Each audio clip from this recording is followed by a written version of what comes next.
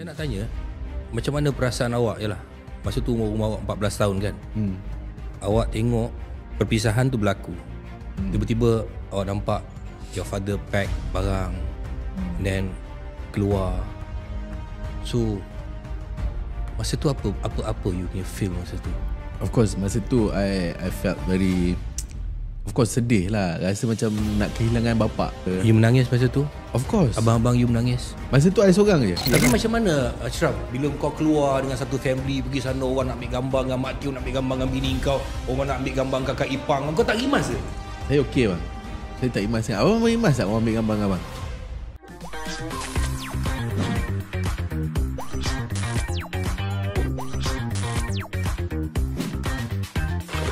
Hitam ke putih? Hitam putih kehidupan hari ni kita welcome back bersama dengan Roshamno. Roshamno, okey. Hitam ke putih? Datin pilih hitam ke putih? Mestilah putih. Nak putih, takkan tak dalam hidup manusia tu tak ada hitam? Adalah. Tapi kalau boleh nak putih lah. Yalah, kalau nak putih, hati kita ni Datin, hati kita ni pun memang asalnya putih, tapi dah hitam. Sebab apa? Perbuatan-perbuatan kita. Betul. Jadi podcast kali ni, okey, korang dekat luar sana, podcast ni sebenarnya bukanlah nak mengajar korang.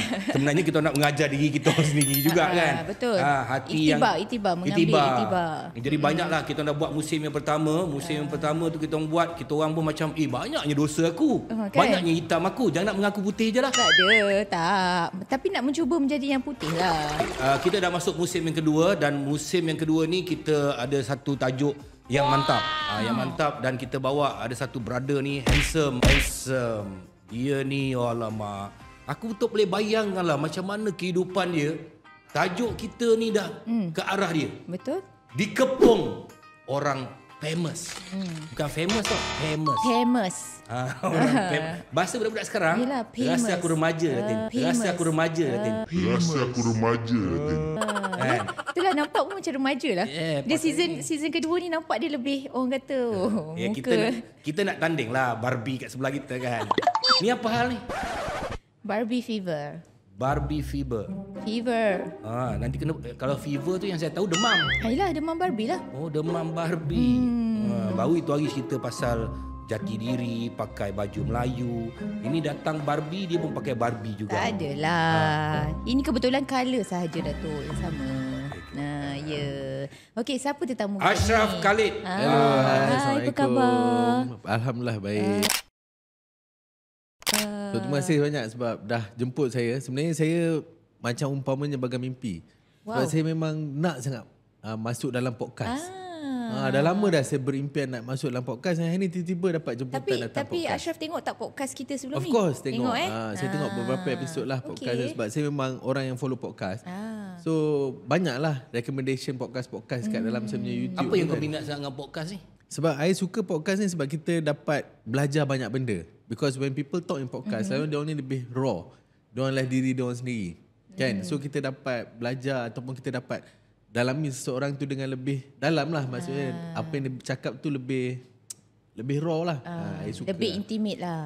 Dia tak ada macam TV station lah kan. Kita macam cakap itu boleh lepas. Santai. Tapi tak boleh mencarut. Ya. Mencarut tak boleh. Sebab masih tak boleh. Tak boleh. Tapi Ini betul lah benda-benda. Kak cakap abang sekarang ni makin nampak muda. Saya makin rasa lepas muda. Bab abang tu aku suka, aku sokong kau. Sebab apa? Sebab mungkin rambut dia sekarang ni makin lebat saya tengok.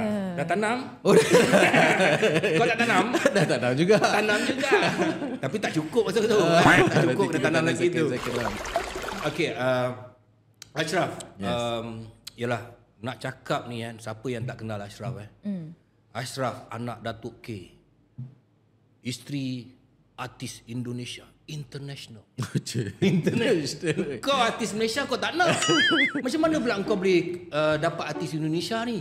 Ini semua jodoh lah bang. Itu Dia jawapan yang jawapan tak klise. Tapi kalau nak cerita pasal macam mana saya jumpa dia pun klise juga pasal dah ada kat YouTube saya. Kau nak cerita? Ceritalah, aku tak tahu, aku tak tengok YouTube kau. Aku rasa YouTube kau tak famous lah. Apa 15 juta 15 Saya dekat 120 juta kat view. Ya. Belakang lebih lah. So basically saya terjumpa dengan dia dekat satu konsert lah dekat Indonesia. It's bukan konsert dia dinner show. Dinner show and then terjumpa and then I nampak dia and I went up to her lah. Minta nombor telefon dia. Kau tak malu ke? Terus approach. Saya ni masa tu kira agak memang tak malu sangat lah bang. Saya agak confident sikit lah masa tu kan. Masa muda-muda. Lepas tu masa tu pun badan pun kurus lagi. Handsome lagi kan. So masa tu saya tengok dia, saya rasa lawa perempuan ni kan. So saya pergi kat dia. So saya pergi, saya minta nombor telefon dia, tapi dia bagi nombor telefon kakak dia. Manager dia lah.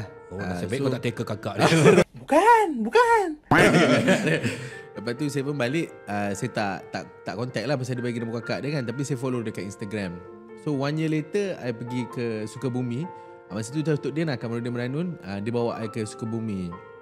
Sebab masa tu I punya hidup ni macam, bapak I tengok lah, I punya hidup ni macam semak sangat lah.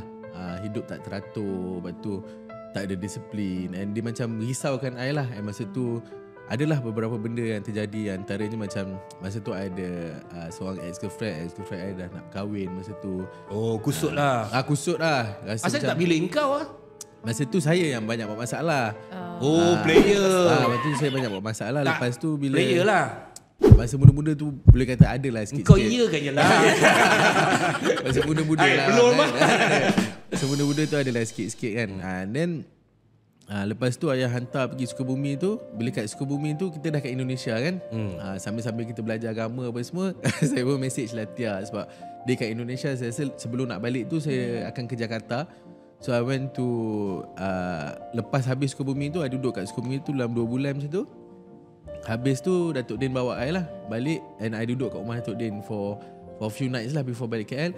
And masa tu lah I pergi jumpa dengan Tia.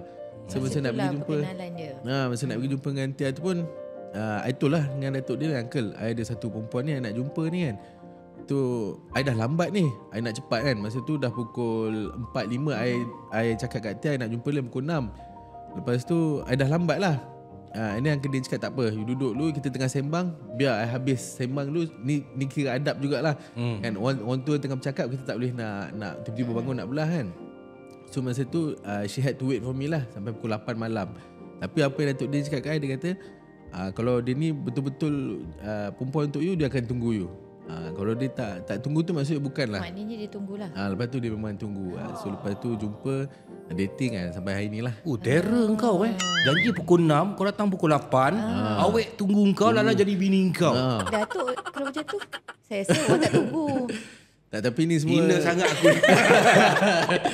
ini semua kita pun macam saya cakap Uncle Din dah bawa kita jauh-jauh. Kita pun hormat dia betul-betul kan. So kita just ikut je lah. Dia nak semayang dengan kita maghrib sama-sama, kita tunggu kan. So itulah kisah dia. Jadi itulah cerita dia pertama kali dengan maknanya Tia tunggu. Maknanya Tia ni yang menunggu sampai daripada pukul 6 sampai pukul 8. Dapat artis Endon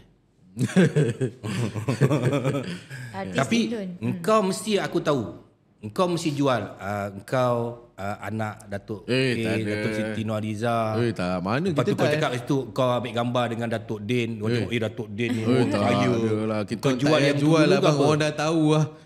Tak payah jual orang dah tahu lah dia. Tak payah takkanlah nak kena tunjuk. Maknanya bukan sebab dia nak engkau lah, sebab mungkin dia tengok bapak engkau. Itu semua kena tanya dia lah. Itu semua bukan jawapan untuk I nak bagi lah. Bila kita dah tahu dikelilingi orang-orang famous, contoh macam ayah, ibu tiri.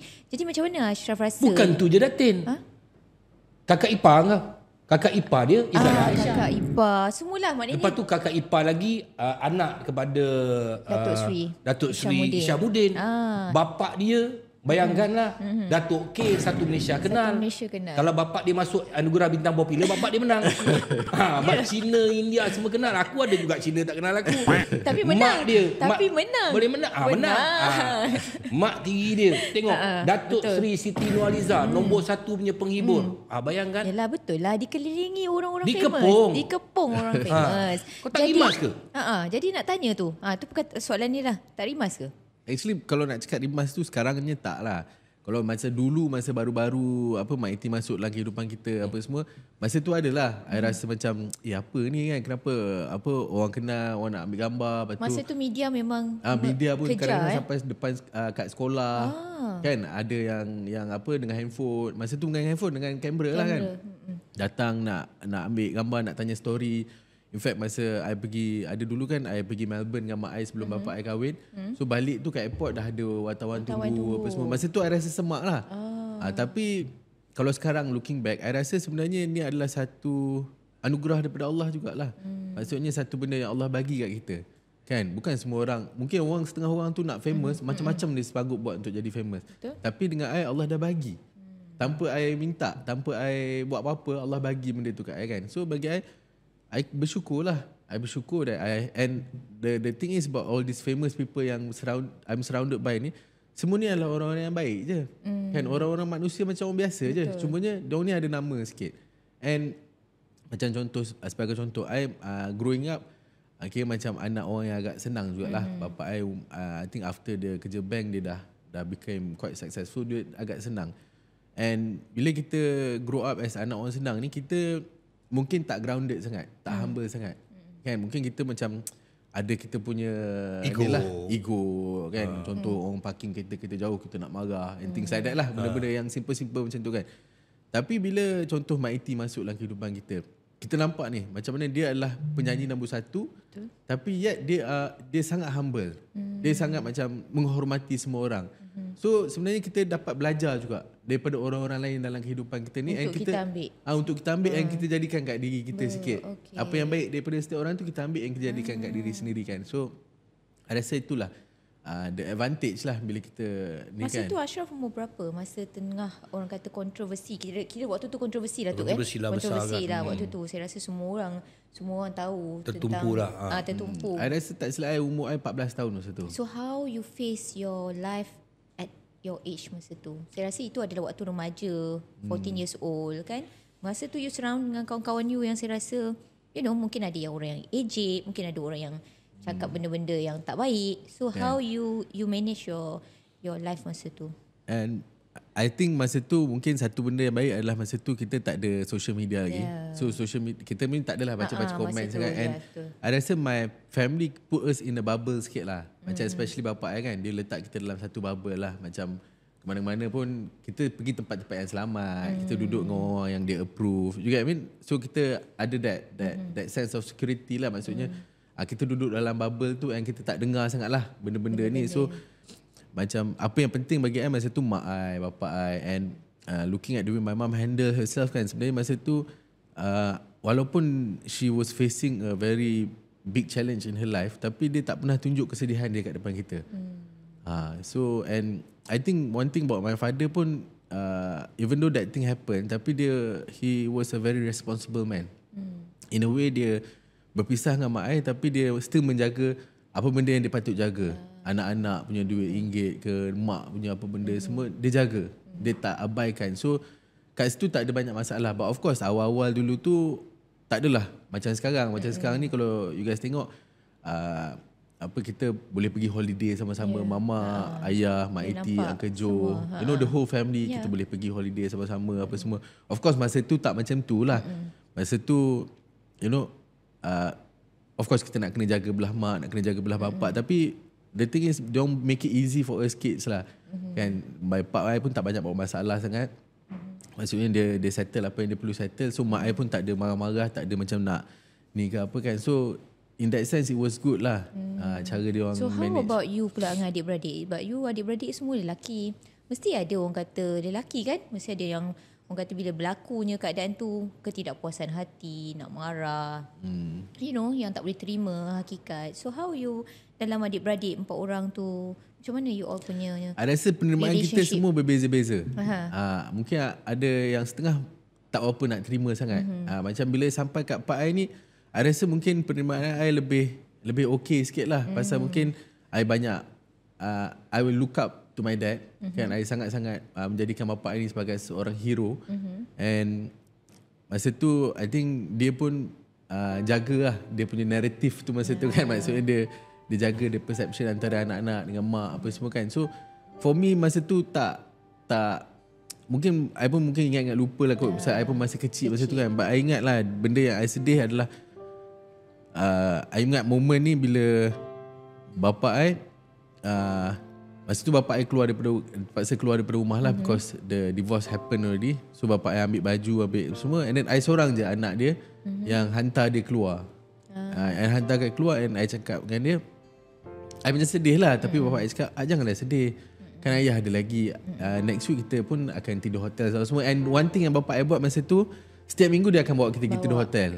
So kita pergi tidur Westin, kita pergi tidur di Ritz-Carlton dekat KL lah. So kita dapat spend time dengan weekend, bonding dengan dia. And then masa tu lepas bercerai pun kan, kadang-kadang saya nak tanya, macam mana perasaan awak? Yalah, masa tu umur awak 14 tahun kan. Awak tengok perpisahan tu berlaku, siapa yang nak? Betul tak kan? Tiba-tiba awak nampak your father pack barang, and then keluar. So masa tu apa you punya feel masa tu? of course masa tu I felt very, of course sedih lah, rasa macam nak kehilangan bapak kan, maksudnya nak kehilangan yalah, kehilangan bapak. Tapi that's why I cakap balik tadi, my dad dia pandai lah in that sense. Dia apa, dia macam bagi tahu I lah, you know, it's not the end of it, you know, ayah akan still ada, ayah takkan abai tanggungjawab ayah, you know, and ayah akan spend time dengan anak. And dia cakap lah weekend dia akan bawa kita. You menangis masa tu? Of course. Abang-abang you menangis? Masa tu I seorang je, abang-abang I tak ada. Masa tu I tak sure abang I kat mana, but masa tu I seorang lah, hantar dia ke kereta tu kan. Of course I sedih lah, even lepas dia balik tu pun, you know, I can't help but feel sad lah. Seorang ayah keluar daripada tu kan. Tapi you know, things happen for a reason lah. And today looking back, kita tahu apa sebab dia kan. Dan semua sekarang dah unite. Qada dan qadar Tuhan ya. Yang menentukan segalanya kan. Betul. Korang ni adik-beradik memang rancang kahwin dengan artis ke apa ni? Orang Actually kan, mak I selalu cakap, jangan kahwin dengan artis. Betul lah. Kan? Mak I selalu cakap, tak payahlah kahwin dengan artis ni. Kan? Mak I lah. Bapak I tak apa. boy. Maknanya kau ikut bapak ni. Tapi I rasa tu jodoh I lah. And to be honest, I dengan Tia ni pun, I bukannya macam plan nak kahwin ke apa sangat, tapi I memang jatuh cinta masa tu. Kan, masa I remember the first date I keluar dengan dia, kan kita keluar dengan orang Indonesia. Kita je tak, one of the first few experience lah keluar dengan orang Indonesia ni. And then sampai waktu Zuhur je, dia akan berhenti ajak pergi solat. Sampai waktu asar je kita akan berhenti ajak pergi solat. So bagi I masa tu kan I baru balik daripada Sukabumi. So I rasa macam jodoh first time aku ni. Jodoh aku ni. Aku tak pernah belajar agama, Allah terus bagi ni.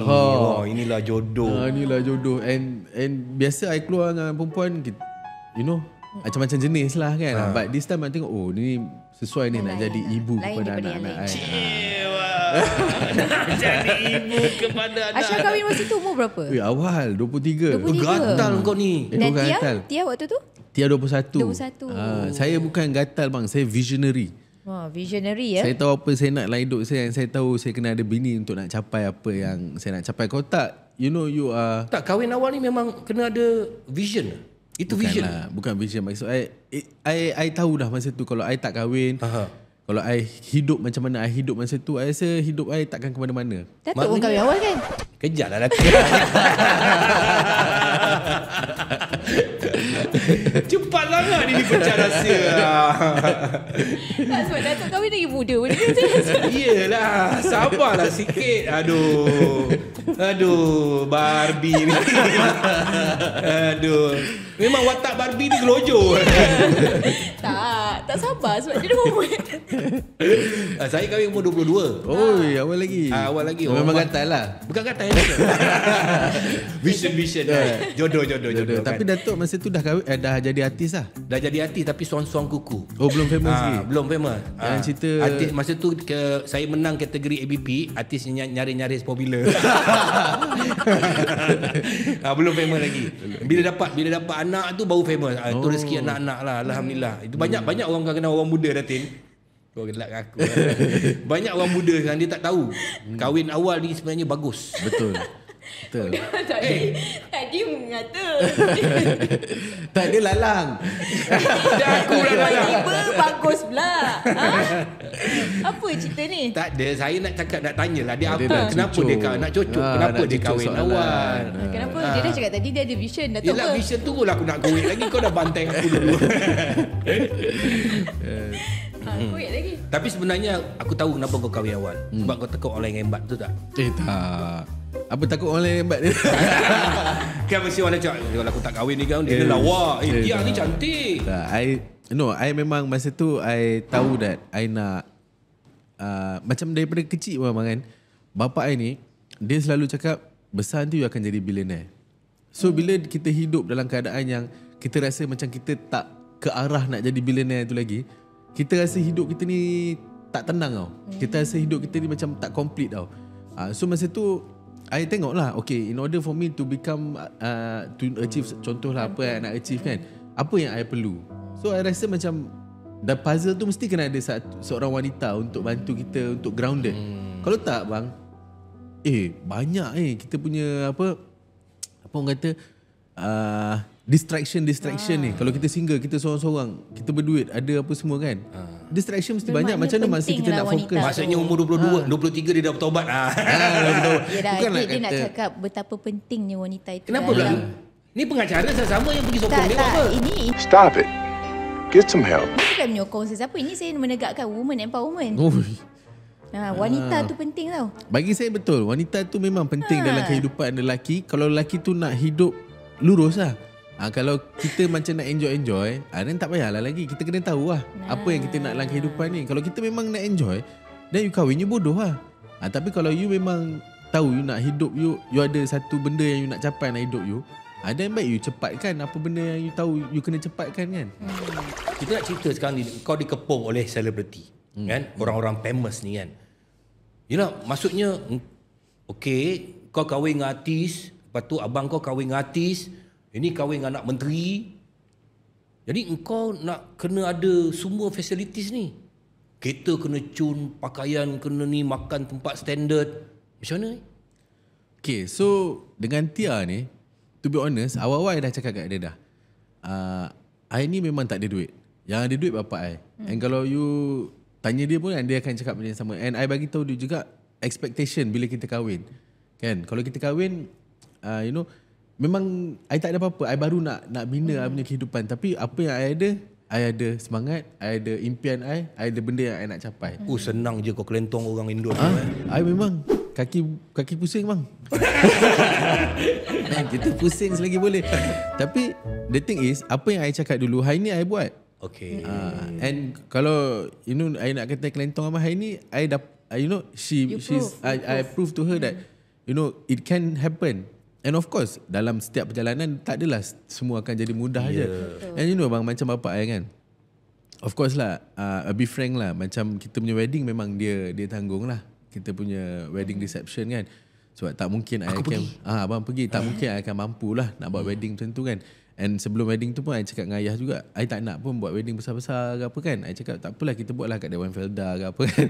Tapi dia memang insisted, dia cakap tak apa, ni hadiah terakhir ayah untuk anak-anak. Dia kata anak-anak punya wedding ayah nak hadiahkan kan. So okay, kita buat wedding tu. But after the wedding, memang for him, dia nak kita go through life macam orang biasa.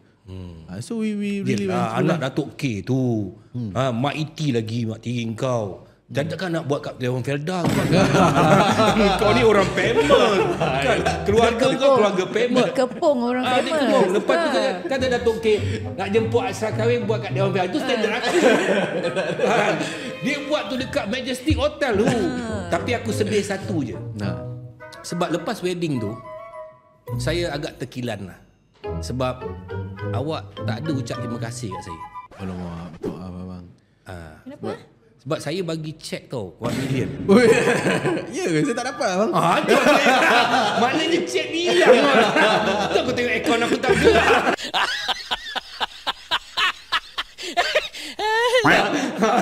Itu tak payahlah dia ucap terima kasih. Tapi terima kasih abang datang, lepas tu bagi bagi hadiah lagi masa tu kan. Dia apa yang dibagi kalau awak ingat? Bukan, dia tolong bagi award kat orang kan.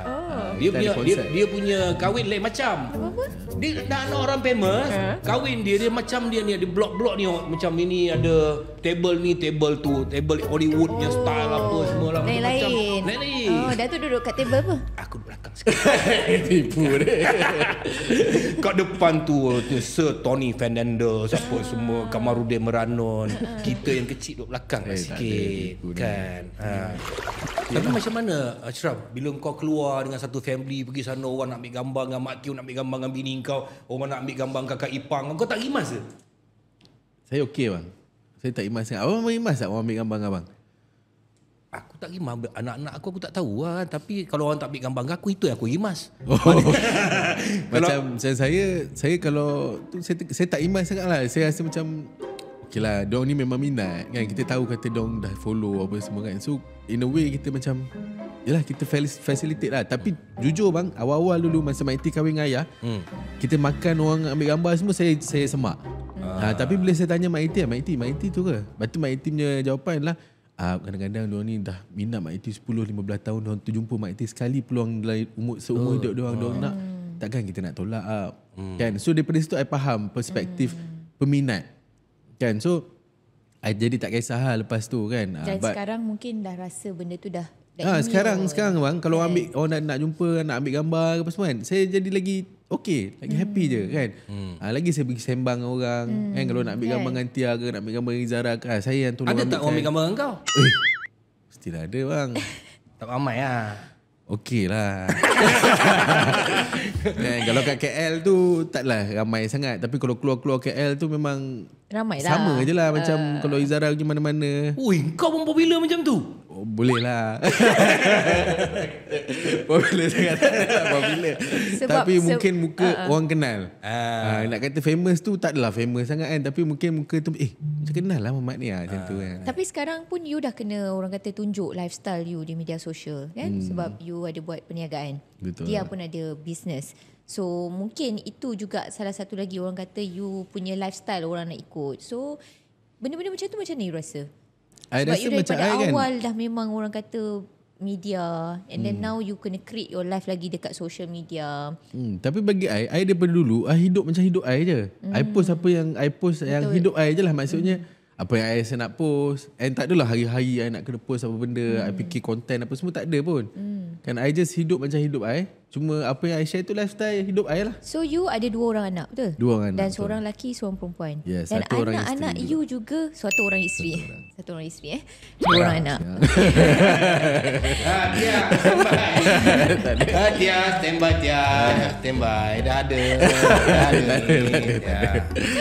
So 2 orang anak pun sekarang ni dah muncul kerap kali di media sosial. So macam mana pula anak 2 orang ni bila berhadapan dekat public? Tapi betul bang. Saya dulu awal-awal dulu saya ni kan orang jumpa saya, anak tu okey Lepas tu tahun 2017, 2018, 2019 masa tu orang jumpa saya, bapa Arif Masa tu anak saya lagi famous bang. Saya cakap aku ni tak I cannot catch a break. Dulu bapa aku, sekarang anak aku bila? Depan ni. Depan podcast ni. Aku Ashraf Khalid lah. Bukan Arif. Bukan bapa Arif lah. Anak Datuk K ni. Anak tiri mati Datuk Siti. Itu masalah dia. Semua orang jumpa ni anak Datuk K lah. Sebab you dikelilingi orang famous. Itu satu isu bang. Kan? Aku pun famous tak? Sekarang pun famous ke? Tak, nanti saya keluar. Tak ada lah. Tak, nanti saya keluar dah kata, ni yang hari tu podcast Rosyaf. Aduh, aku lagi tak dapat nama lah. Adakah disebabkan awak dikelilingi oleh orang-orang dikepung oleh orang-orang famous ni, membuatkan awak mengambil kesempatan untuk buat perniagaan? Kan ada perniagaan sekarang. Perniagaan apa tu? Buat bisnes apa? Saya buat jus kesihatan lah, Mutiara. So kita dah 5 tahun lah dalam pasaran. So bagi saya, actually saya memang minat bisnes bang. Daripada saya kecil memang saya minat bisnes. Daripada saya memang kecil-kecil lah. Contoh lah, daripada saya umur 3-4 tahun bang, saya punya bisnes apa? Saya punya bisnes pergi rumah kawan-kawan mak bapak saya, celup poket. Celup poket dia, cari duit lah. So saya celup poket orang, so saya akan dapat duit. Setiap pergi rumah atuk punya kawan ke apa, saya celup poket, saya akan dapat duit. Itu bisnes. Itu bisnes pertama saya. Lepas tu kau pernah jadi penyelut saku lah kira. Penyelut saku. Tapi sebab saya mungkin comel, baik masa tu kan. So orang memang suka bagi duit. Comel masa tu kecil comel macam Afwa. Abang tahu Afwa, adik saya tu. Lebih-lebih kurang macam tu lah muka saya masa kecil dulu kan. And then Saya umur 7 tahun, saya masuk sekolah, saya dah jual pemadam. Saya jual pemadam dengan kawan. Dulu kan ada flag macam-macam Brazil flag lah apa semua tu kan. Saya beli kat kedai uncle Cina. Mama yang kasih modal lah kan. Pergi dengan mama beli kan. Lepas tu pergi sekolah, Jual. Up sikit. kan. Beli mungkin 20 sen, jual 50 sen. No, pandai kau. Macam mana Ashraf kau macam yalah, semua ni orang terkenal kan. Orang terkenal bila ada majlis, contohnya majlis anak punya jadi. Dah kena bagi barang baik-baik hadiah untuk anak buah. Betul tak kan? Kita macam in terms of hadiah-hadiah ni random abang. Kadang-kadang tiba-tiba nak beli, dia bagi kita beli kan. Tapi kebanyakan macam birthday ni apa kita buat, kita pergi belanja makan. We spend time together. Tak payah hadiah tu alah macam comel benda janji ada ingatan cukup ada lah. Sebab ingatan. hadiah And tu then dah hadiah memang ni normal. lepas tu hadiah ni selalu macam kita pergi overseas nanti beli something. Macam tu je bang. Bukan harga tu, bukan brand tu. Tapi Mighty kalau pergi luar negara dengan ayah, dia bawa balik hadiah. Itu saya tak nafikan. Itu dia orang pergi mana Dubai ke apa, nanti dapatlah baju lah apalah. Itu dia orang. Aku tanya ni bukan apa, aku ada orang yang jadi aku hantar buah dia marah. Oi. Ya betul. Buah untuk kesihatan. Dia tak. Dia marah aku. Dia tak bersyukur Tak tahu lah dia. Kan? Dia kata aku hantar buah. Dia kata, apa hantar buah dia kata. Dia cakap macam tu. Pandainya. Tambah-tambah. Tak tahu kan siapa orang tu. Tapi sebenarnya tak ada masalah. Sebab orang kat luar dia fikir macam ni tau Ashraf. Orang kat luar kadang orang tengok saya pun benda yang sama. Orang tengok Datin pun benda yang sama. Dia kata ini semua orang glamour. Orang banyak duit. Bila makan mestilah makan hebat-hebat. Kadang-kadang kita makan ikan masin dengan kicap je, tak ada masalah. Sebenarnya kehidupan orang yang dikelilingi ataupun dikepung dengan selebriti ni dengan orang luar tu sama je, betul tak? Lebih kurang je kan. Tinggal mungkin dia duduk rumah besar ni, dia ni rumah besar sikit. Lepas tu dia pakai kereta adalah I rasa to be honest, apa yang best lah jadi orang kenal sikit ni kan, kita dapat treatment yang best sikit lah bang. Betul lah, abang kalau pergi hotel ke mesti dapat treatment yang best sikit. Betul lah, atau pergi kedai makan ke mesti dapat treatment, atau pergi immigration for matter of fact, pergi mana-mana pun kita ada kelebihan sikit lah kat situ. Orang kenal. So betul Ashraf, pemudah sikit urusan kita. Saya tak suka pergi overseas, kau tahu sebab apa? Orang tak kenal. Hey, yo. Dalam hati aku cakap, you come to my country then you only know who am I. Ini Syarohan di Malaysia. Pergi tak naik first class ke? Tak naik first class ke? Tak, sampai kat airport tu. Kita pergi kedai pun dia tak tahu kan. Kita kat sini macam aku sampai kat muka pintu tu, hey bang masuk. Macam raja kan? Kadang-kadang kita parking tak ada kan. Keluar kepala sikit. Kat sana kan. Aku pergi London. Pergi dekat Buckingham Palace tu. Ada polis. Nak ambil gambar dengan polis. Polis tu lah tinggi Mat Saleh kan. Excuse me, take foto. Aku kau datang dengan aku ya, kau nak gambar dengan aku ya. Saya pergi Mekah tu apa yang immigration Arab tu kan. Dia marah dengan saya. Geram betul aku kan. Tapi betul lah itu kelebihan. Tapi apa pun awak bersyukurlah berada dalam satu kepungan selebriti, orang-orang famous. Dan tadi awal-awal awak cakap bagus juga sebab apa di situ juga orang mengenali awak untuk awak lebih mudah untuk ada pro and cons betul. menjaga. Tapi ada tak disebabkan dikepung oleh selebriti ni awak menangis? Menangis sebab apa nak menangis Aku tanya. Menangis. Kalau aku tahu aku tak payah panggil kau. Aku jawab sendiri. Saya menangis mungkin tak ada, tapi benda yang annoyed sikit ada lah. Apa dia? Contoh macam dulu saya pernah post gambar adik saya baru lahir kan. Saya post tu dengan rasa yalah abang excited ada lelaki lahir. Faham tak? Itu je. Saya sumpah demi Allah tak ada niat lain. Tapi bila saya post tu kena backlash kan. And then orang cakap Ashraf ni suka nak glamour, nak ambil take advantage, nak ambil limelight. Benda-benda macam tu. So bagi saya benda-benda macam tu dia macam annoying sikit lah. And we are just being ourselves kan. And then ada saya pernah post masa tu kan zaman PKP kan. Kita ada ustaz datang apa semua kan. Kita post benda tu pun jadi isu kan. Sometimes benda-benda yang macam tu lah yang membuatkan saya rasa macam semak benda ni. Tak ada benda pun boleh. Sebab benda tu orang nak create sebab orang dah tengok you as a macam orang dah letak you as a public figure juga. Jadi benda-benda kecil pun kadang-kadang orang nak bantai you. Tapi bagi I benda tu kadang-kadang stressful lah. Kadang-kadang benda dah lain pun nanti diorang bawa balik isu yang belakang ni kan. Dia ni memang macam ni, dia ni. Habis bila jadi macam tu, lepas tu ada tak jadi permasalahan dalam keluarga tu? Macam abang kau cakap, apa ni Ashraf, kau pergi post ni tengok orang dah bantai ni apa semua. Ada Sebab tak? dia akan impact kepada seluruh Adalah kalau macam family. cerita, adalah mungkin my dad ke, my auntie ke not so happy ke apa semua. Benda-benda tu of course sometimes ada. Tapi most of the time ni kita dah bila nak post something mesti kita minta kebenaran dulu. Mesti kita dah cakap dah, Mak Iti post kalau dia kata okey baru kita post. Tapi sometimes kita pun malas nak pergi explain balik. Sebenarnya I dah cakap sebenarnya kan. Yelah, kita malas nak panjang leceh dulu kan. Tapi bila benda dah keluar, of course mungkin ada yang tak happy apa semua. And then macam yelah sometimes benda-benda kecil lah bang. Dan harap semua yang kat luar sana dapat melihat Datin dan sebenarnya kehidupan tu sama saja. Sama ada kita ni popular ke, kita kaya ke, kita apa, bergeling dengan orang famous ke, sebenarnya hidup tu tetap hidup. Bahawa satu hari nanti dalam kehidupan tu kita mencari arah. Sama ada yang hitam ataupun yang putih, kerana satu hari nanti pasti kita akan meninggalkan alam ini. Betul. Kan? Betul.